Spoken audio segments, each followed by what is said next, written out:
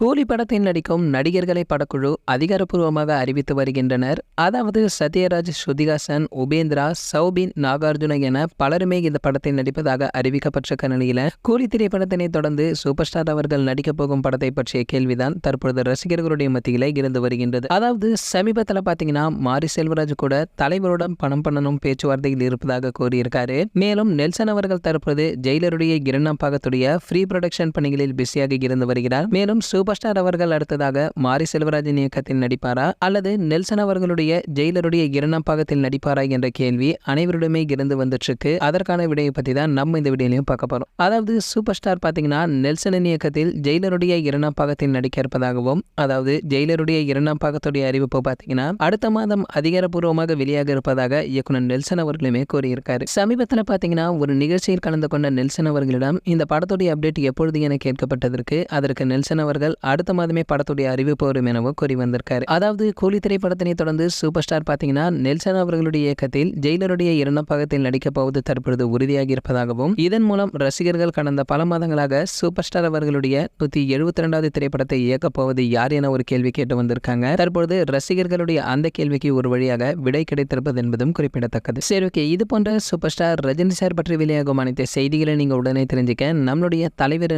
நம்ம சேனலை சப்ஸ்கிரைப் பண்ணிட்டு பக்கத்தில் உள்ள பெல் ஐகானை கிளிக் பண்ணிட்டீங்கன்னா நீங்க நம்ம வீடியோவை மிஸ் பண்ணாம பார்க்கலாம்.